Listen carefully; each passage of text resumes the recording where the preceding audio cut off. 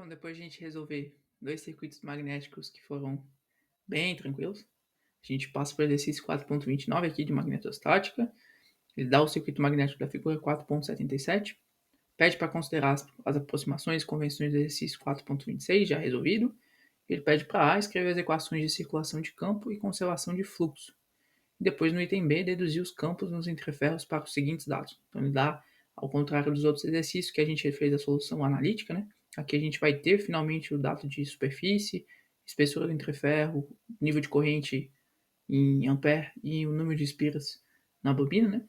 E com isso a gente vai conseguir resolver e encontrar valores numéricos, né? Em ampere por metro para o campo magnético. Considere o campo sempre perpendicular à seção transversal do entreferro e não tem efeito de espraiamento, né? Então o campo ele simplesmente atravessa de forma perpendicular entre as superfícies nos entreferros. Resolver o item A, na verdade, é premissa para resolver o item B, né? Então a gente precisa escrever as circulações de campo e conservação de fluxo. Em princípio, a gente vê que tem 5 entreferros, o que vai implicar, idealmente, em ter 5 campos magnéticos diferentes, de H1 até H5. Eu, por experiência, consigo olhar aqui o problema e eu vejo que, na verdade, dois campos são redundantes. Não redundantes, dois campos, 4 campos, acho que é a melhor forma de dizer, eles fazem um par em que 2 a 2 eles são iguais, né? O campo 2 vai ser igual ao campo 3, eu vou provar isso. O campo 4 vai ser igual ao campo 5. Então, na prática, eu só tenho 3 campos para resolver. H1, H2, que aí vai ser igual a H3, e H4, que vai ser igual a H5.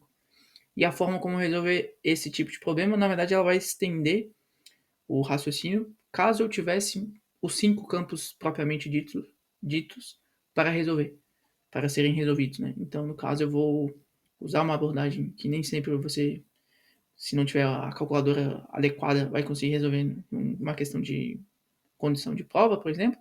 Mas eu aqui não estou muito preocupado com isso, eu vou resolver do meu jeito, que com o tempo eu percebi que é a forma mais simples de descobrir todos os campos de uma maneira muito direta, né?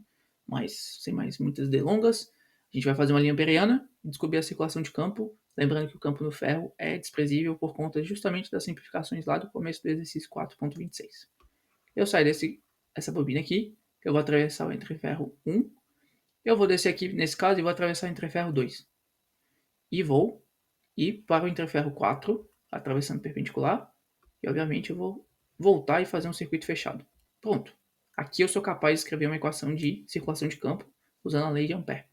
Eu sei que vai ter o H1, que eu vou escrever H1 pequeno, vezes a espessura que é E. Felizmente as espessuras são todas iguais, porque a gente vê que ali no entreferro 2 e 3 ele fez bem a cota E inclinada, né? Então ela não está reta para eu ter que fazer a decomposição aqui do triângulo retângulo.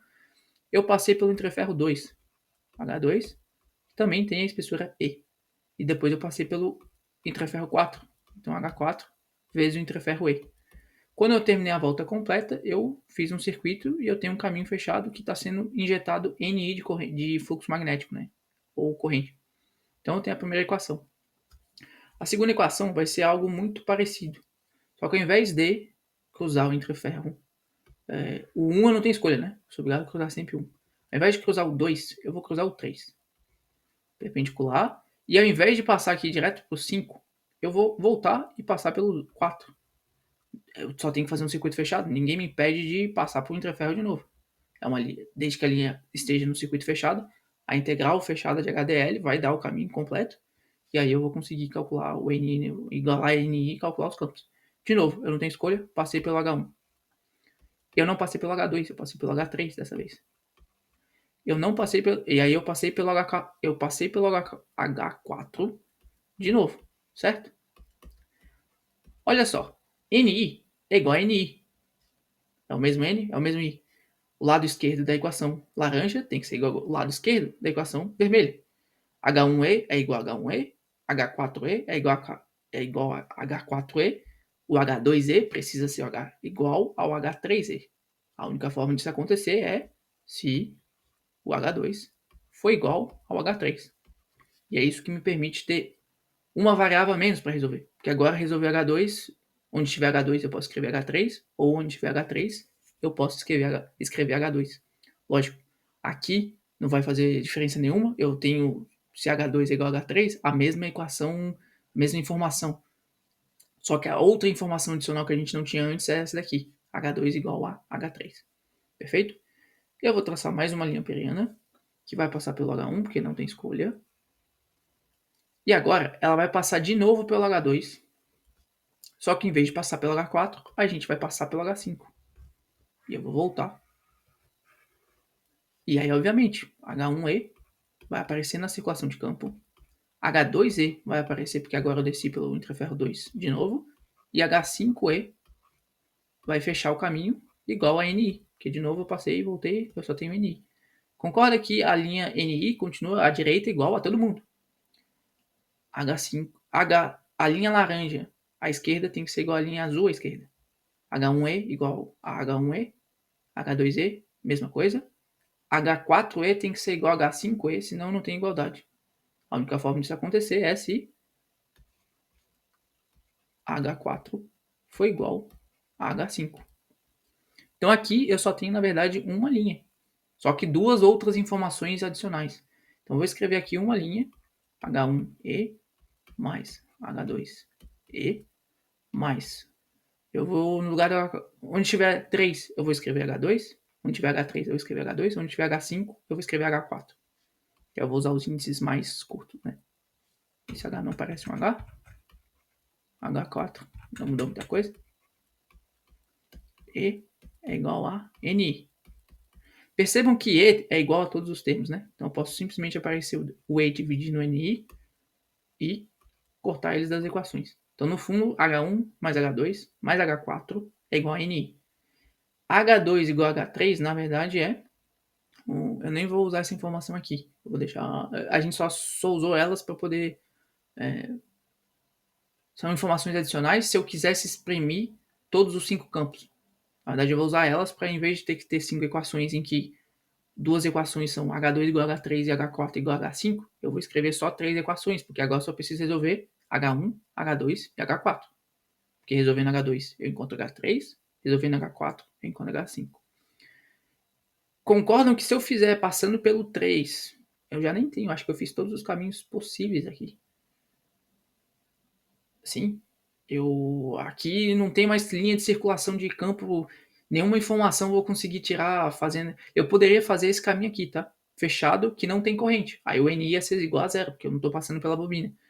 Só que aqui, lembram que é a integral de HDL. Então tem um sentido para o H e tem um sentido para o DL. Quando a gente faz aqui se eu quisesse fazer essa volta aqui, o DL de alguns interferros ia mudar. Eu sei isso porque eu já tentei fazer assim e às vezes eu não conseguia justificar para os alunos que tava por que a equação tinha que dar a que deveria dar. Mas é porque quando eu faço no sentido aqui, numa curva fechada aqui, em alguns interferros, o DL original dessas equações laranja, azul e vermelho, eles são invertidos. Então aí o HDL na integral ficaria menos H vezes aquele trecho do interferro. Vai dar muita confusão. Eu não preciso disso. Eu já provei aqui que eu só preciso de mais duas equações. E de onde elas vão vir? Muito certamente das conservações de fluxo. Porque ele também pediu isso no item A, né? Então eu vou fazer conservação de fluxo. Conservação de fluxo é tudo que entra é igual a tudo que sai, né? O fluxo que passou nesse interferro aqui, 1, ele quando entrar aqui no material magnético, nessa peça do circuito magnético à direita, concorda que ele tem duas opções. Ou ele vai para o interferro 2, ou ele vai para o interferro 3. Só que o fluxo magnético não tem um caminho, uma porta ali de ar que impede ele de passar para o 2 ou para o 3. Então ele vai fazer isso de maneira uniforme, porque o material ferromagnético que conduz até o interferro 2 é igual ao que conduz ao interferro 3. Eles são igualmente convidativos, eles convidam muito facilmente o fluxo magnético, porque a permeabilidade é muito alta. Então, é esperado que o fluxo vai se dividir, o fluxo que passou pelo interferro 1, igualitariamente, nesse caso aqui porque o material não mudou, e vai passar para os outros dois interferros. Então, o fluxo que está lá no interferro 2 tem que ser igual ao fluxo que está no interferro 3. A soma deles tem que ser igual ao fluxo que veio do interferro 1, por conservação de fluxo. Não tem como sumir tudo que passou aqui para outro lugar, senão o que está indo para o 2 mais o que está indo para o 3. E se eu olhar, eu posso olhar o 2 e o 3 e tentar passar para o 4 e para o 5. Mas é mais fácil pensar o seguinte: o que vier do 4, o que vier do 5, tem que voltar lá para o 1, né? Porque aqui é tudo material ferromagnético. Então, da mesma forma, o fluxo 1 vai ter que ser a soma do 4 com o 5. Porque o tubo, a saída do tubo aqui embaixo é 4 entrando, 5 entrando, eles têm que voltar, subir de volta lá para o intraferro 1. Então o fluxo, obviamente, vai ter que ser a soma do 4 e do 5 ser igual ao do 1, certo? Obviamente aqui, Φ2 mais Φ3 tem que ser igual a Φ4 mais Φ5, porque Φ1 é igual a Φ1 nos dois casos. Só que Φ não é campo, né? Então a gente tem que especificar isso em termos de campo. Φ, fluxo, é indução vezes área. No intraferro 1, a indução vai ser o μ no ar, porque tudo é ar aqui. Os campos estão no intraferro, né? Que é ar. H1, que é o campo que a gente tem que calcular, vezes a superfície. A superfície no intraferro E, eu já risquei aqui de várias cores, mas é S. Essa seção aqui transversal do plano, né? Que está no fundo do plano. O Φ2 e o Φ3 são mais complicados, então eu vou resolver primeiro a equação Φ4 e Φ5. Φ4 aqui, você concorda que é S e S também, né? Não tem inclinação. Então ele tem que ser igual ao o μ0, que é constante para os dois, então eu vou colocar em evidência. O S também é constante para os dois, porque o interferro 4 tem uma superfície S, o 5 também. Então eu vou ter μ0 H4S mais μ0 H5S. μ0S está em evidência, eu fico com H4 mais H5. Por enquanto a gente vai deixar assim. μ0S vai se simplificar. H1 é igual a H4 mais H5. Só que eu tinha dito lá em cima que onde estiver H5 eu vou escrever H4, porque a gente provou que eles são iguais. Então isso dá 2 vezes H4, porque H4 mais H4, 2 vezes ele. Ou seja, uma outra equação que eu tenho agora é que o H1 vale 2 vezes o campo no intraferro 4. Porque o campo no intraferro 4 é igual ao campo no intraferro 5. Então agora eu tenho essa. Lembrando que aqui, né, no azul, essas três equações aqui, a gente consolidou elas só nessa equação aqui. Porque elas são redundantes.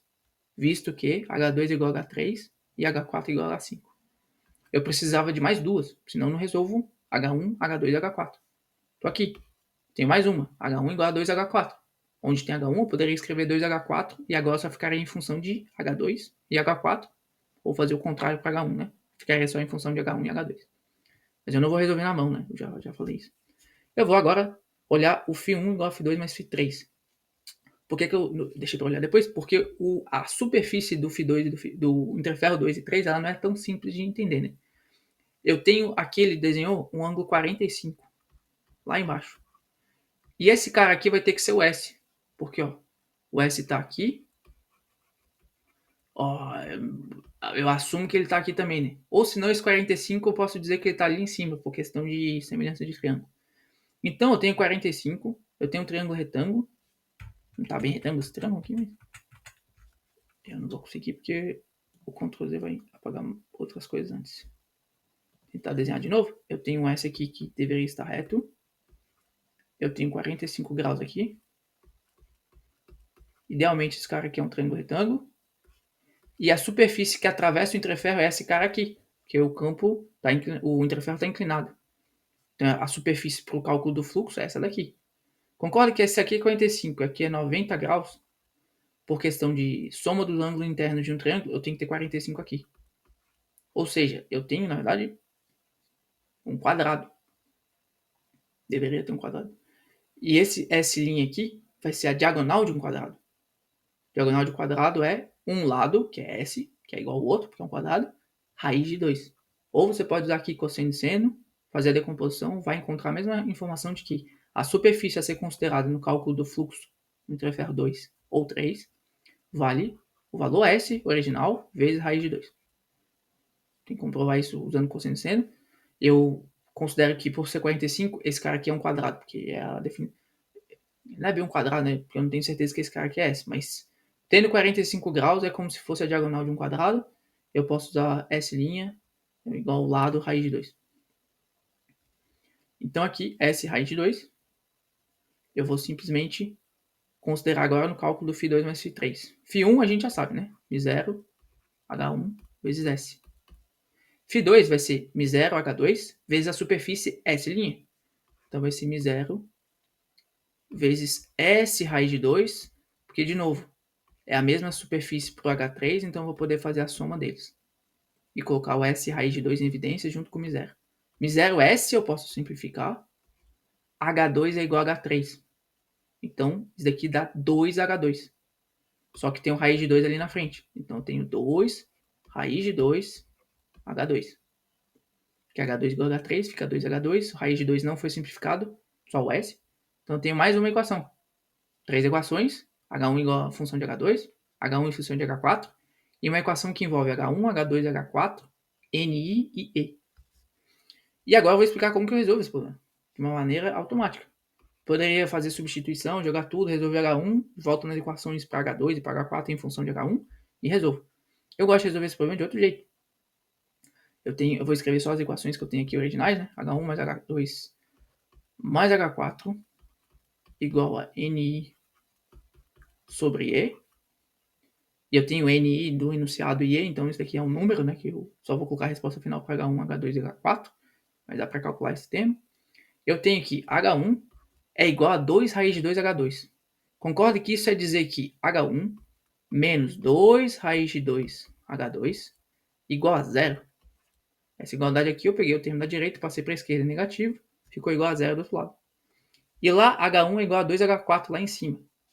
Então H1, nada com H2, menos 2H4 igual a zero também. De novo, peguei H1 igual a 2H4, que veio da conservação de fluxo. Puxei o termo da direita para a esquerda, negativo, ficou só zero do outro lado. Isso aqui é a cara de um sistema linear do tipo matriz A de coeficientes vezes a solução, matriz, vetor ou matriz de solução X é igual a um vetor B ou matriz B. No caso aqui eu tenho 1, 1, 1, H2 aqui eu tenho 1, H2 aqui eu tenho menos 2 raiz de 2, na última linha não tem H2, então o termo é 0. H4 aqui eu tenho 1, aqui eu não tenho H4, então eu tenho 0, aqui eu tenho menos 2, eu multiplico um vetor, que é H1, ou matriz, H2 e H4, isso tem que ser igual a Ni sobre E na primeira linha, 0 e 0 na segunda e na terceira. Ora, eu tenho minha matriz A, eu tenho minha matriz ou vetor X, eu tenho minha matriz vetor B. Nesse caso aqui, X é a matriz inversa de A vezes o vetor ou matriz B.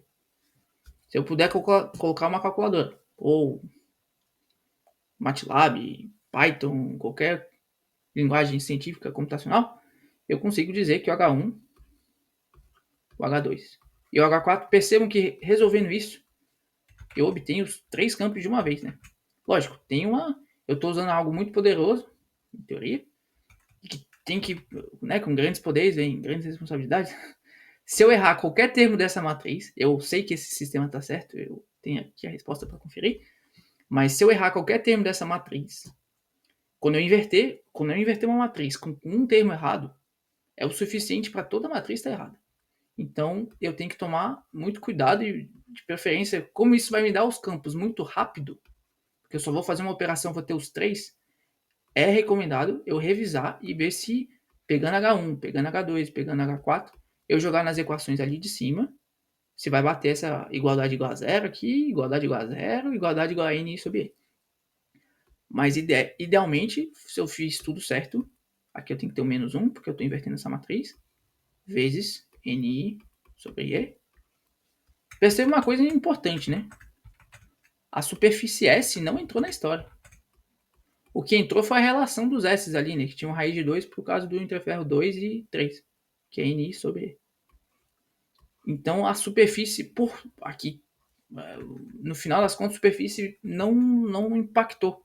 Impactou o fato de que algumas superfícies eram raiz de 2 vezes o S original, às vezes vai ser 2 vezes ou metade, vai ter outros exercícios parecidos assim com diferentes interferros e inclinações ou não.